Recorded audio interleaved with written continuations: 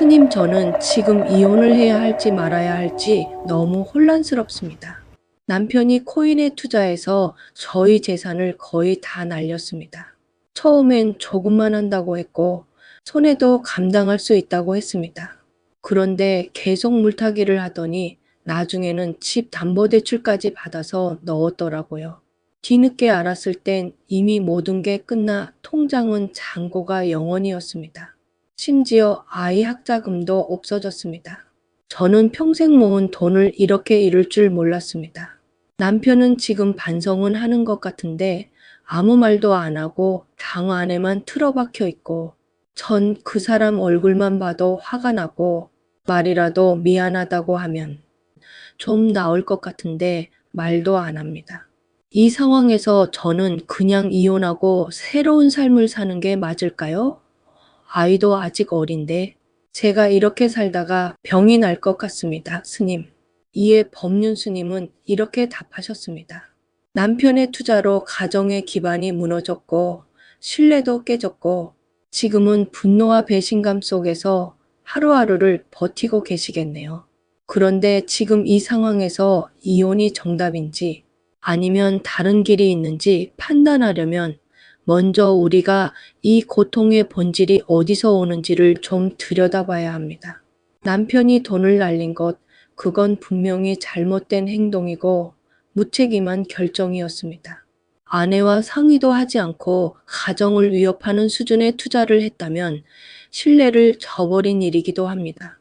하지만 그 일이 이미 벌어졌다면 지금 중요한 것은 그 일이 있었는가 없었는가가 아니라 그 일이 내 인생에서 어떤 의미로 작용하고 있는가입니다. 만약 남편이 코인 투자로 해서 성공했다면 지금 삶은 어땠을까요? 매일 같이 남편이 멋있어 보일 겁니다. 현실은 실패했습니다. 그러니 이혼 생각이 드는 거겠지요. 지금 이혼하면 내 고통이 사라질까라는 마음이 크신 것 같아요.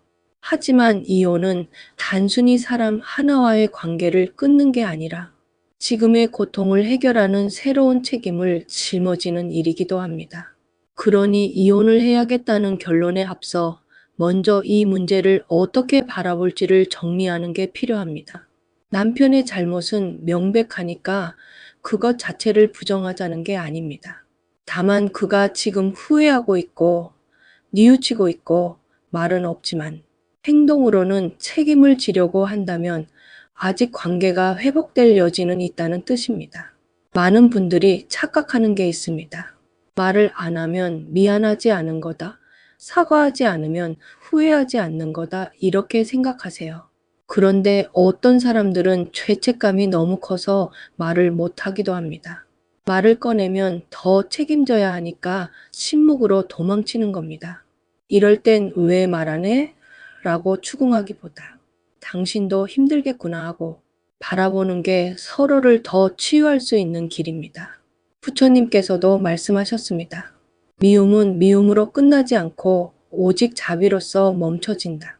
지금 남편을 미워하고 그 미움으로 인해 자신도 괴로우신데 이혼을 하든 하지 않든 이 미움을 내려놓지 않으면 고통은 계속됩니다. 이혼을 결정하지 말라는 게 아니라 먼저 마음속에서 이 분노와 실망을 정리해 보시라는 겁니다. 왜냐하면 우리가 마음이 혼란스러울 때는 어떤 결정을 해도 후회하게 됩니다. 그때 이혼할 걸 괜히 참았네. 아니야. 내가 너무 성급했어. 이런 마음이 들게 됩니다. 그리고 아이 문제도 생각하셔야 합니다. 아이에게 중요한 건 아빠가 있느냐 없느냐가 아니고 어려운 문제가 닥쳐오면 부모가 서로를 어떻게 대하느냐입니다. 지금처럼 싸우고 원망하고 침묵하는 집안에서 자라는 아이는 훨씬 더 깊은 상처를 받습니다. 그러니 먼저 부부가 서로의 상처를 인정하고 말이 안 통하더라도 감정을 들여다보는 노력을 하셔야 합니다. 자, 이제 다시 질문을 해볼게요. 내가 원하는 건 정말 이혼일까? 아니면 이 괴로움에서 벗어나는 다른 길일까? 이 질문에 솔직하게 대답해 보세요. 만약 이혼이 정말 자유와 해방을 가져다 주는 길이라면 저는 말리지 않겠습니다. 하지만 단지 지금의 고통을 피하고 싶은 마음이라면 조금 더 기다려 보시길 권합니다. 사람은 잘못을 통해서 성숙하고 관계는 상처를 통해 깊어집니다. 지금 이 순간도 삶의 새로운 깨달음의 문이 열리고 있는 시간입니다. 그러니 너무 서두르지 마시고 천천히 그 문을 바라보세요. 괴로움도 결국은 나를 단련시키는 스승입니다. 그렇게 인연을 다시 바라보고 나를 바라보고 그 사람도 바라보면서 진짜 선택을 하시기 바랍니다. 스님, 그런데 아무리 제가 마음을 내려놓으려고 해도 솔직히 그 사람을 다시 믿을 수가 없습니다. 이번이 처음이 아니고 몇 년 전에도 다른 일로 돈을 탕진한 비슷한 일이 있었고, 그땐 제가 이해하고 넘겼습니다. 다시는 안 그러겠다고 약속했는데 결국 이번에 또 이런 일이 터졌던 겁니다. 저는 그 사람을 믿고 살아왔고 아이를 낳고 함께 인생을 쌓아왔는데 이제는 그 신뢰가 완전히 무너졌다고 느껴집니다. 이젠 무슨 말을 해도 믿기지 않고 어떤 행동을 해도 저건 또 잠깐뿐이겠지 싶고 제 마음이 그렇게 굳어져 버렸습니다. 이 상태로 계속 함께 살아가는 게 맞는 건지도 모르겠습니다. 믿음이 없는 관계에도 희망이 있을까요? 법륜 스님은 또 대답해 주셨습니다. 아주 중요한 질문을 주셨습니다. 신뢰가 무너졌을 때 그 관계를 어떻게 바라보아야 하는지 많은 분들이 겪는 고민이지요.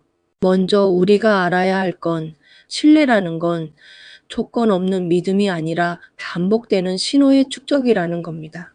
한 번의 실수로 신뢰가 깨어지는 건 순식간이지만 그것을 다시 쌓아 올리는 데는 시간이 필요합니다.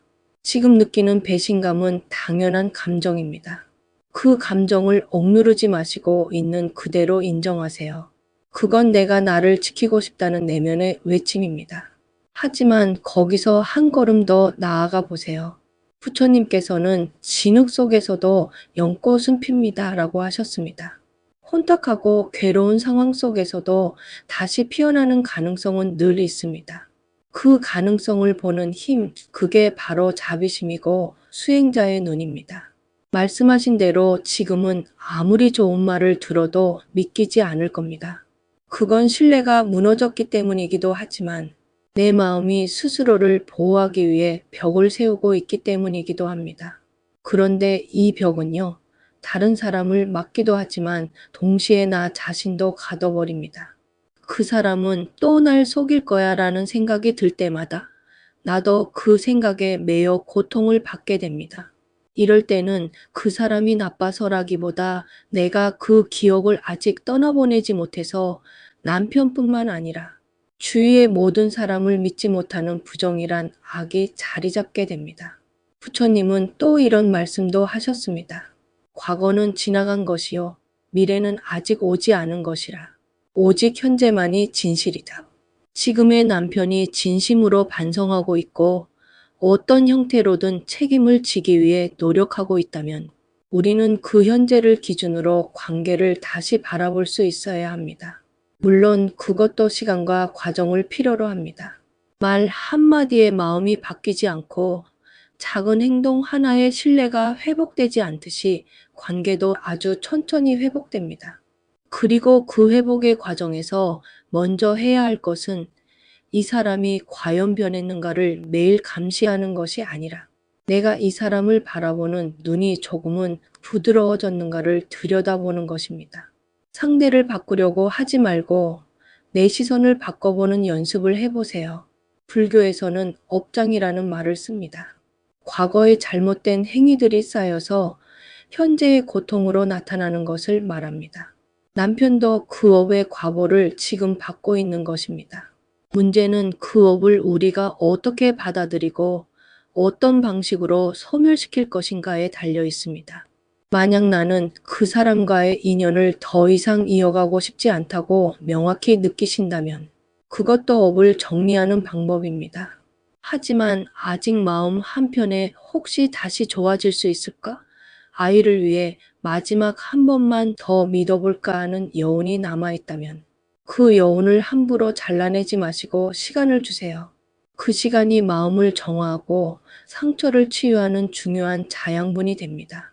신뢰가 무너졌다고 해서 반드시 관계가 끝나는 것은 아닙니다. 그 위에 다시 쌓는 노력과 진심, 그리고 무엇보다 지켜보는 시간이 있다면 관계는 다시 새로워질 수 있습니다.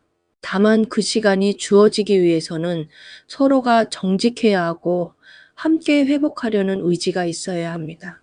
지금은 그걸 결정하는 중요한 갈림길입니다. 그러니 서두르지 말고 마음의 흐름을 따라 천천히 바라보세요.